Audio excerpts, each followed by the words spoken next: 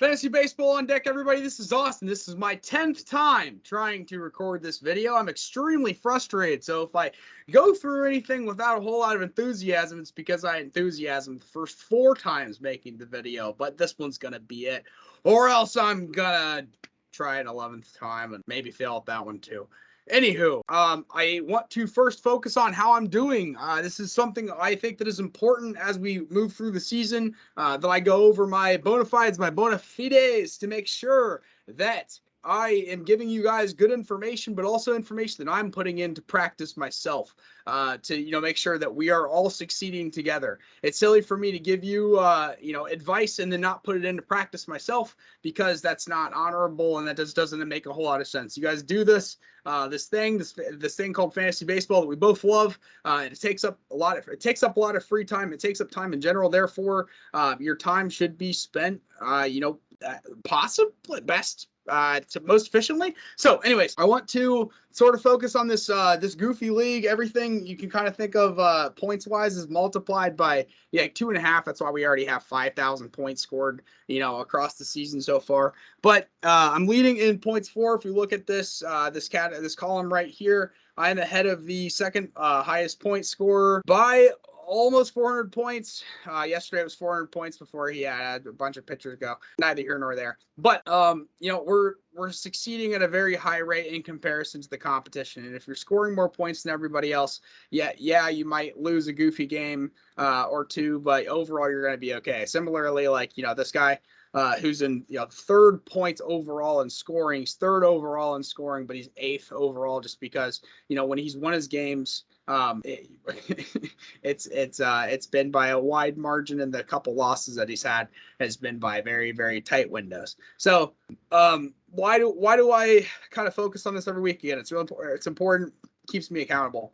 If we look at the score for this league, it's kind of important, and I didn't really touch on it too much leading up to the season, but you always want to make sure that you're checking out your league scorings. Your scoring rules, kind of like what's attributed to each outcome in the sport. So everything's pretty basic from a batting perspective, but there is a clear advantage to teams that are fast. Any sort of steal is worth cumulatively like 2 runs or 2 RBIs. So anytime that you can get a steal, it seems like that's a big advantage. And then also on the pitching side, double the amount of points for just an innings pitch. So each out is worth 2 points regardless of how they get put out.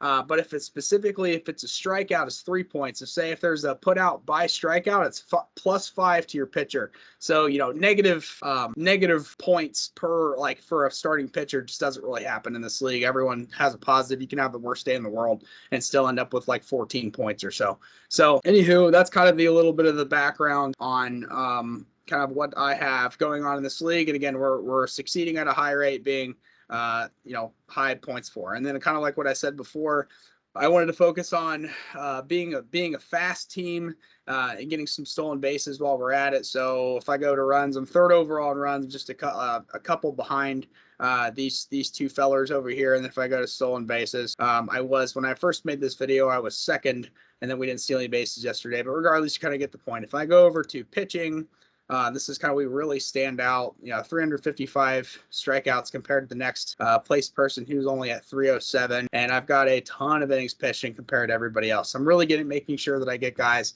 that are, going deep innings. I love and the thing is too, is that I like the guys that are still young, like the Michael Kopechs of the world, who's had a crazy innings pitched limit to start the year, but has been still super effective and super good. You just want to make sure that you're getting quality players overall, and that might be captain obvious thing to say, but that's really how I feel about it. So we are doing exceptionally well. Again, I'm almost 400 points over the second place, or second highest scoring person. So what's the newest news in regards to this league? Well, I've kind of mentioned before that if you start out well, you have some advantages, and if you start out bad, that's still okay too.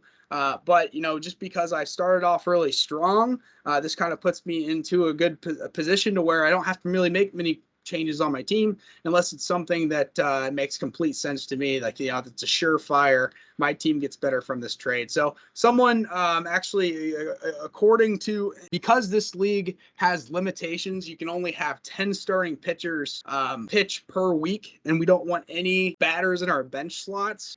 This really made sure that I went after guys who are closers who have starting pitching tags. And kind of what does that mean? Well, this guy, and if I can really just go to my team here, and I just traded away a couple guys, so it's going to maybe look a little bit different. I have a closer who has a starting pitching tag, and then I also had another closer who had a starting pitching tag. And I know this probably isn't very good aren't good visuals, but if I go back here, the way my team was constructed at that point, I had 2 closers in my relief pitching slots, and then the Baltimore Orioles closer has a starting pitching tag, and as well as the Tampa Bay closer has a starting pitching tag. So I'm able to slot 4 closers in, getting significant points while also having all of my starting pitching kind of filter in around them. So that's another way that I'm kind of able to get around the system without being penalized. So that's something that we always want to take advantage of, and really gives a lot of value to these 2 guys.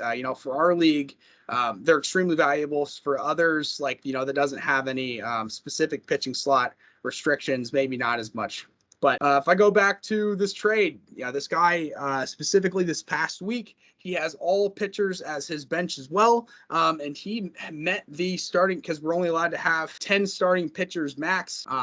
He hit his starting pitching threshold by the Saturday. So he ended up losing his game, and he wasn't able to log any of his pitching stats for Sunday. So how does he improve? He contacts me in regards to Kittredge. And as everyone knows, and the reason I know the rules and things, I know that Kittredge was going to be extremely valuable, just because, again, he's going to be getting valuable points for me without starting, while being able to be in a starting pitching slot.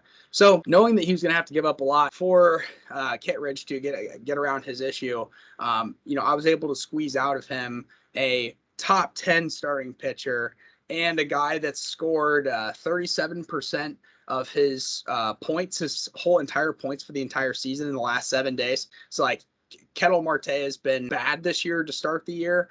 He's got an outfield and second base eligibility, so I like that flexibility, but also, like, he's just warming up. He's been a super exceptionally consistent player when he's been healthy. He has a high average. He hits for power, steals bases, all that jazz. And if we open it up here, of his entire 187 points scored on the whole season in the last 7 days, 52 of them or so, and yesterday, even calculating, like, even more so, have been just within the last week. So he's really starting to heat up. But anyways, I was able to get a top 10 player, a top 10 pitcher out of him. So yesterday he was ranked 10th before the pitchers went. He pitches again on Saturday, but Aaron Nola, I don't have to really explain the bona fides of Aaron Nola. He's drafted 21st overall. He's having a really, really good year. He's got 40 innings pitched, and actually going back to like 2018, no pitcher in Major League Baseball has pitched more innings than Aaron Nola. So it's a guy that you can absolutely depend on to be out there each and every 5 days, give you, 6+ innings or so. He does have the occasional just blows up, like, gets tagged for 8 runs in three innings. He does have those occasional days, but even on those days, he ends up striking out 8 batters or something like that in that short period of time to get through it and kind of break even. But he's kind of a goofy player, but he's super valuable from this perspective. So he gets a ton of innings pitched, and he gets a ton of strikeouts, kind of as I mentioned. And the thing that's really good in this situation is that his record 1-4, which is kind of a big thing to start the year. You think about a pitcher getting a bonus 8 points for a win in this league. This is basically a difference of, possibly like, 30+ points being added to his value. That's already, like, he's already 14th overall his position. But think, if he was to even get a couple more of these wins, something he can't control because he's not batting himself.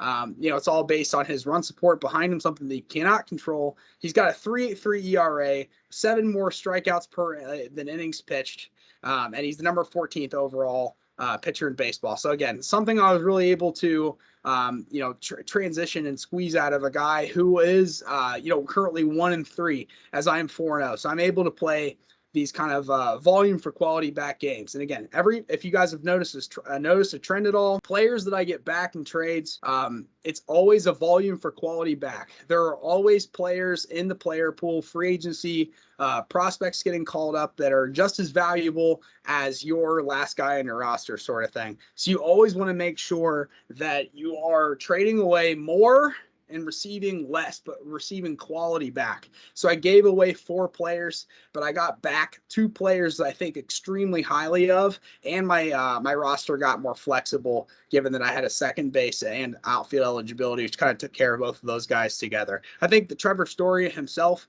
is going to heat up and actually have a really, really good into the second half part of the season. But, he started off slow. It's just not a player that I necessarily need. I traded down for him to get a second base eligibility guy at the beginning of the year. And I kind of felt crappy about it because I meant to go after Dylan Cease and just kind of got distracted by making a YouTube video instead of really paying attention to my selections. But overall, obviously I was plenty because here we are, we're at 4-0. So this was my trade of this past week that I completed on Monday. And I think that I came out of it pretty good. Again, I added another top 10 pitcher to my roster that was already 4-0.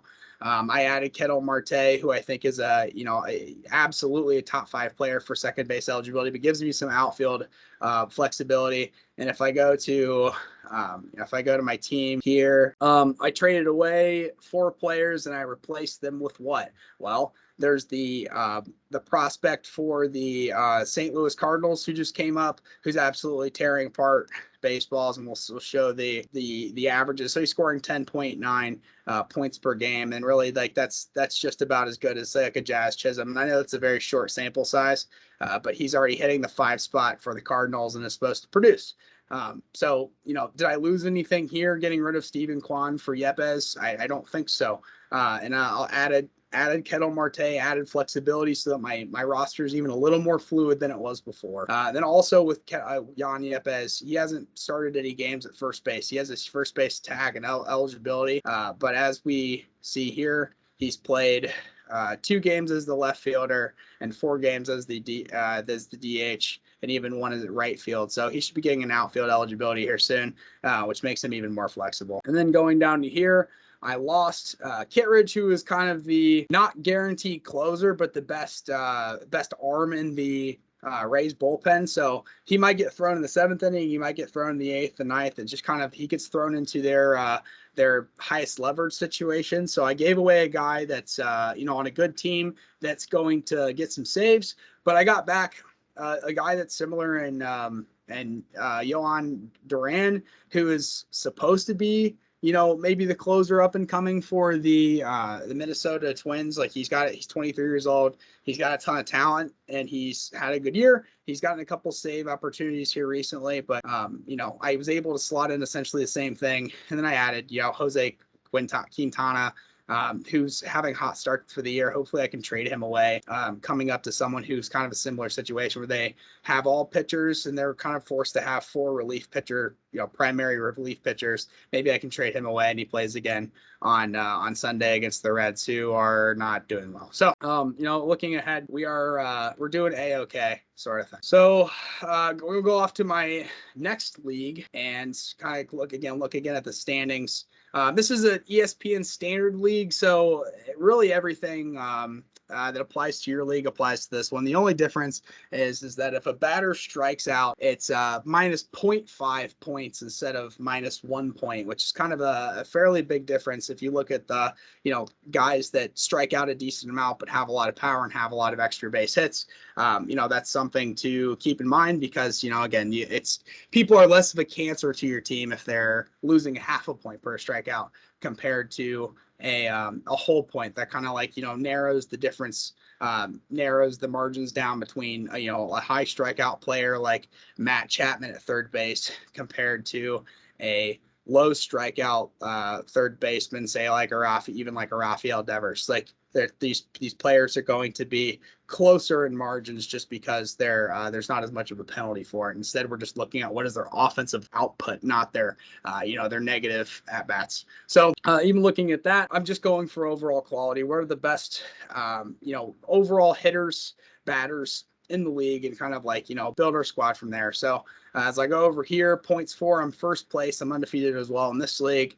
I have scored over 100 points, more than the second place guy. And by the end of this week, I should be in a pretty good spot. I'm currently slightly behind the number 4 slot guy, but all my pitchers are kind of slotted to go on Saturday and Sunday. So I think it's going to be a roaring from behind comeback to win that game. But if we go here, just kind of again, talk about Bonafide just to make sure I'm telling you guys, I'm doing the right things. We're succeeding together. I've got 214 runs, number 1 overall on that. So my hitters are really carrying me here. RBIs, I'm also first overall. Being so dumb, it doesn't let you show. Why would I care about game-winning RBIs compared to home runs? But I guess I'm winning in that one too, but that doesn't mean anything. Walks don't necessarily matter. Well, we'll go move past here and stolen bases. I'm kind of middle of the pack. But if we go over here to innings pitched, though I don't have as many innings pitched as, say, the number 8 overall guy, if we check over here to my strikeouts, kind of those things like those bonuses that come along with an innings pitched, I'm still pretty up there. And the context behind this stat is that I have a ton of closers and relief guys on my team. So I've kind of had 4 relief guys to make sure that I don't hit that starting pitching restriction per week. So that kind of makes sense when you look over here and I have 28 saves compared, and in the second place compared to the rest of the league essentially. And this my friend here, he loads up on closers every year. He might even have 5 closers on his team to start the season. So something to keep in mind, but overall the points for is similar to the other league. Just make sure if you're scoring more points than the other person, then things are going to work out. Even if you have a goofy week. This past night, people might look at this as kind of a weird trade. Austin, why would you do that? Why are we trading for a guy that's only 7% owned in all of ESPN rosters and trading away a guy who's 65% and was one of the best rookie pitchers in the league last year? So Ranger Suarez, I think a lot of Ranger Suarez. I just traded him away last night for Spencer Strider.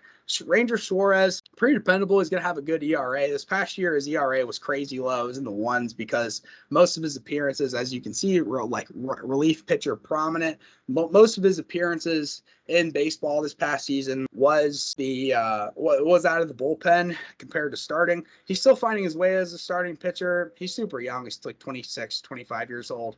So he's still figuring things out. He just came off of a good outing in Seattle. But really the big thing is why I am trading away this value that's immediately helping me now to the second place person actually is the fact that Spencer Strider stats are nuts.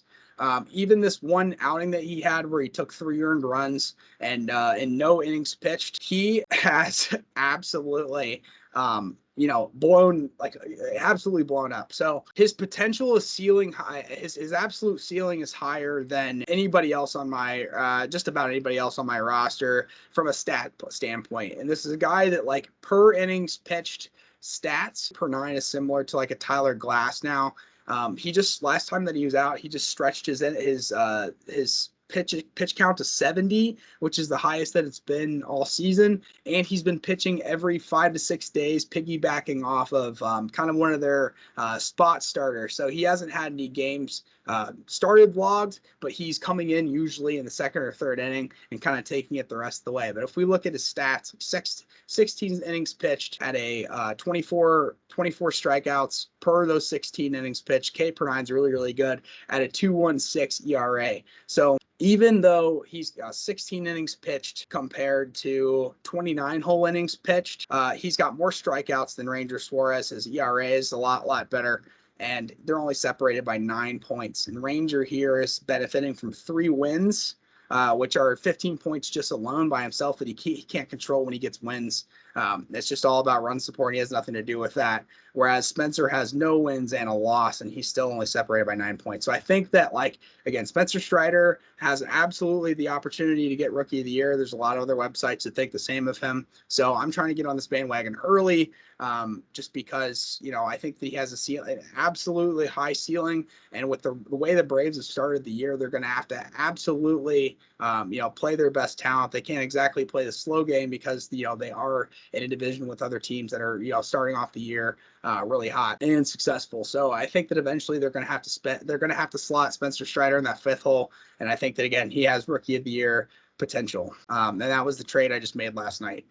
This is a trade that I just I texted my friend about an acquisition. So I am looking at trading this Bush character, trading him Marcell Ozuna, Craig Kimbrel, and Marcell Ozuna and Craig Kimbrel for Bo Bichette. I have these other two players on here for now, but don't worry about them. Bush is bottom third in scoring. He's 1-3 to start the year. And this is someone who really cares, who spends a lot of time on his fantasy baseball team as well. It's just doesn't have as much time per se to allocate compared to me, or doesn't care as much as me, sort of thing. So wants to succeed, but also there's this need to want to change, to do something differently, and that makes complete sense, right? It's just human nature. If things aren't going right, you want to make some changes. So, and he's also mentioned this is the same guy that I traded the Colorado closer for Framber Valdez, and Brian Reynolds are two players I think very highly of. So he's still hurting for closers. Craig Kimbrel has done nothing wrong as the LA Dodgers closer. His ERA is 1.17, and they're trying to throw him out there. They just keep winning by too many runs, and I feel like that's going to be the case for for the rest of the season. There's just too much of an embarrassment of riches with the Dodgers that he's just going to be winning by too many runs. And I don't think that he's necessarily going to get any more saves and or more points than the guy that I picked up today as his replacement. So Craig Kimbrel on the Dodgers, big name, big team.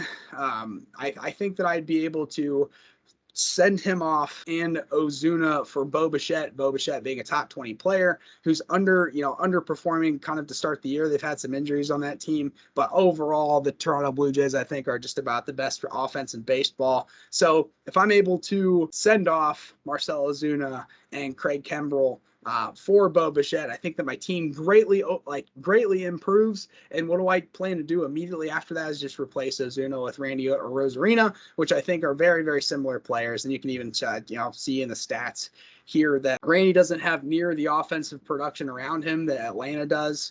Even though the Tampa Bay was second highest scoring team in baseball last year, they don't have the same production that they did last year. Marcell Ozuna has all-stars at every position around him in that batting order, and they're still scoring similar amounts. And also Randy has absolutely caught fire as of late.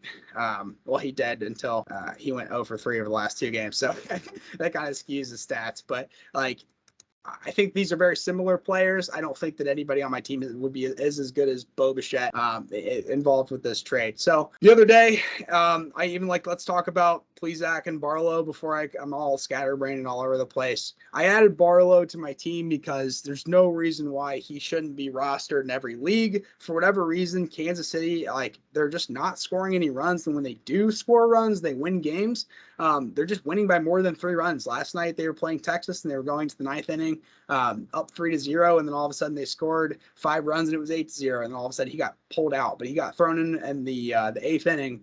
They were planning on having him pitch a 2 innings pitch save, so throwing the 8th and the 9th inning. In the 8th inning, he threw 3 pitches total and got 3 outs. Scott Barlow has done nothing wrong this season. He's been absolutely phenomenal as always. He just hasn't had the opportunities to get those saves. Kansas City, pretty young team. They have a lot of their prospects all coming up at the same time. We've talked about those guys, just recently even. But I think they're going to get it together. That division is bad enough to where I think that they absolutely have a plenty good shot to get more saves coming up. So I think that he's just as valuable as Craig Kimbrel. And then, Zach Plesac, I just had to drop. And Zach Plesac has a big name. He might even get claimed in this league. And then I'll be sad to see him go. But just for whatever reason, his velocity's down. 32 innings pitched so far. His ERA has been good. but his strikeouts like aren't there. He's not getting a ton of run support, so he's only got one win on the season, and I don't think that that's super sustainable either. So he's not getting the huge bonuses. The guys like a Jose Urquidy is similar to a Zach Plesac, where they're both going to have pretty low ERAs, low strikeout rates. But the difference is that Jose Urquidy, he's getting to 5 or 6 innings like Zach Plesac is, but he has a ton more run support. So those extra 5 points, getting those extra 5 points for wins really goes a long way. So that is the perspective trade I have in the works right now, and he's going to get back to me. But I have a good feeling that he's going to go ahead with this. And if I can trade away these guys and just immediately pick up Randy Arena, to me, it kind of just turns into a Craig Kimbrell for a Bo Bichette straight up, which Bo Bichette I think was drafted like 26th overall. So that would be a heck of a turn. And then again, seeing a player like Scott Barlow, you never want to drop assets like Zach Plesac, even though he's kind of starting off the year slow. You never want to drop those assets because, like, I'm from Dayton, Ohio. I live in Columbus, and there's a lot of Indians fans in my league. They absolutely would have traded for Zach Plesac. I just couldn't afford Scott Barlow to sit on the free agent wire any longer than he did, because I think that he's a really solid player. And then next is I want to talk about the most undervalued not even they're performing the way that they should be. But there's just been some weird kind of allocations that have gone to them to lead them to a point where you could get these players super cheap, and I would do it now before too long. The first player I want to talk about, and I kind of haven't talked about him yet at all, I have him in all of my leagues, and I always have him in every league, is Liam Hendriks. This year I went in with Liam Hendriks. I went in a little gun shy. I don't even know gun shy is the right word. I went in a little hesitant with Liam Hendriks only because I've had him for the last 4 years as one of my closers, and he's finished, as the top closer in fantasy baseball over that span. I have him every year.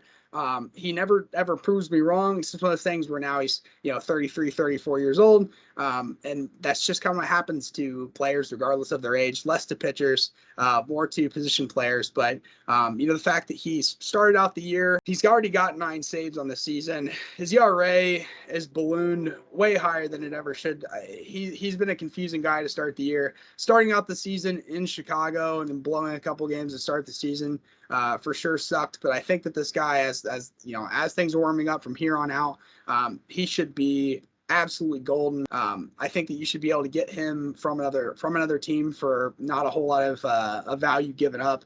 And to me, that's a huge win. From starting pitcher's perspective, I think that the biggest value of anyone is probably Michael Kopech. He's got a relief pitcher and starting pitcher role, and he leads off as relief if you kind of have to fill those categories. Michael Kopech is absolutely killing it. The only thing is that if you look at Michael Kopech's stats, he's got 29 innings pitched, 30 strikeouts. So, you could see, we saw a lot more strikeouts from him earlier in the season. But I think that he's been trying to cut back on his strikeouts because he wants to actually get 5 innings pitched and try to earn these wins. But the thing, I already gave myself away. He has a 0.93 ERA. He just hasn't had any wins. Every time that he goes out there, he gets absolutely no run support, and or something crazy happens to where, like, the bullpen blows up and gives up a couple goofy runs, some blue pits pop through, whatever it may be. There be an error, whatever. But like Michael Kopech is absolutely playing at a level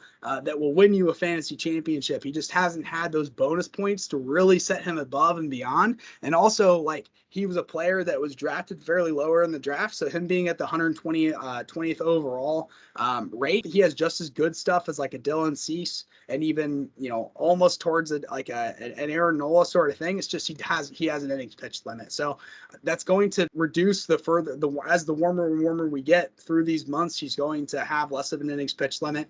But I think Michael Kopech, those wins will come, and he'll absolutely raise this average points per by a significant amount. Next is Corbin Burnes, and like everybody who has Corbin Burnes drafted him in the very beginning of the draft, probably like as their first round pick.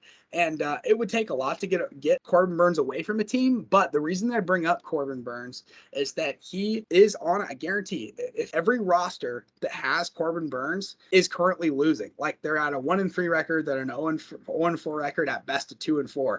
Because what do? They spent that first pick on a starting pitcher getting Corbin Burnes. And then similarly, if those guys got a starting pitcher to start the year, they probably thought to themselves, starting pitchers. They probably have a lot of starting pitchers on the roster. This is about how every league goes. Some people are more of like a concept driven instead of like, best players available driven. And I'm both as well. But Corbin Burnes just wasn't the right pick in the first round, as we talked about. I ended up getting who was my first overall pick in this league. It was between like Freddie Freeman or whatever. It doesn't matter. But things are going well. The people in your league who own Corbin Burnes are not doing well. So, like I said before, teams that are losing are more desperate to make changes than teams that are actually doing well and winning. So, though you don't think Corbin Burnes would be traded over to you very willingly, I was able to get Brandon Woodruff, who was the 9th overall player drafted in this league for what I considered to be a fairly low amount of value, given that I gave up Mike Clevenger coming off of the IL, plus another position player of some sort. It's back in one of my other videos. So Corbin Burnes, another thing too is like he has 38 innings pitched, 50 strikeouts, 1.86 ERA. He's doing great, but he doesn't have any wins. That's the thing. He's not getting these bonus points. So he's currently ranked even in the top 10 without any wins. The second he starts to get some wins under his belt with the Brewers is the second that he starts to become that #1 pitcher that we know and love. And I had him in all my leagues last year. And he was an absolute delight, obviously. Nestor Cortes, similar to Corbin Burnes, we kind of talked about. He's got really, really good stats. 32 innings pitched, 42 strikeouts for a Yankees team. But I think they're scoring a lot more runs than I expected them to. I think that's going to taper off a little bit. But the overall stats are here: a 1.41 ERA. It's just he's not getting these wins, and that has nothing to do with his production. It's just that he's not getting he's not getting any run support. Similar to even like on the 9th of May. Just a couple days ago, Nestor Cortes went 7.1 innings, had a no-hitter going into the 8th inning, gave up his first hit, and they pulled him out of the game. 11 strikeouts and no win. They couldn't score 1 run for him. So something to keep in mind, this is a player who, though he scored a lot of points, he has 97 points overall, and that should be similar to your league. He has 97 points to start the season. People are going to be more willing to get rid of this player just because, again, they're not in the triple digits yet. I think you can squeeze him away, given that he was probably a free agent for you in your league as well. So Nestor Cortes, I feel like, is performing incredibly, but just not getting those bonus points. And then in the same, this is going to follow a trend. Aaron Nola, not only has he only had 1 win, but he's attributed to 4 losses with his 3.83 ERA, great K/9 rate. We all know and love Aaron Nola, but again, the thing is like Aaron Nola is going to go out there and throw 110 pitches per outing. He's just a super consistent guy when it comes to that. He is always going to be closer to 10 strikeouts per game. He's just he's a consistent guy, innings pitched, monster horse. Just throw him out there and let him go, sort of thing. So I think that you could probably pull a player like him away from a team as well. And again, these pitchers, these highly ranked pitchers, not Nestor Cortes, but most likely if a team has Aaron Nola and especially Corbin Burnes on their roster, they're probably not doing very well because they spent too high draft picks on pitchers at that time in the draft. And then go down to Lewis Gill. Lewis Gill is not overperforming, underperforming, whatever his debut is today. Lewis Gill last season across 29 innings pitched had 37 strikeouts and a 1.31 ERA. So he had a really good season to begin his career. He's only 23 years old. Through his first 17 innings in minor league baseball, he's already struck out 25 players. So another guy to kind of keep on your roster. If there's a pitcher that's kind of disposable, you're just kind of picking up back and forth, like a Cole Irvin who's just or a Blackburn who's just the slut of your fantasy baseball league, who's just getting picked up and dropped every other day. To just throw in probable pitchers. I think that Lewis Gill could probably be a guy that you grab and you hold on and keep, because that's what he was last year. So this is part 1 of my episode. Next, part 2 of the episode, I'm actually going to evaluate my subscribers' rosters. His name's Zach. He actually contacted me and said, "Hey man, I'm starting off the season not as well as I would like to. Can I send you my roster And can we go over sort of like, what's what am I doing right, what am I doing wrong, sort of thing. So that should be pretty fun. That's gonna be my second episode, and hopefully it goes better than this one, because again, this was my 10th or 11th time I've tried to record this, and I think that it worked this time. So anyways, hope you guys are all doing well, and talk to you very soon. Go Red Legs.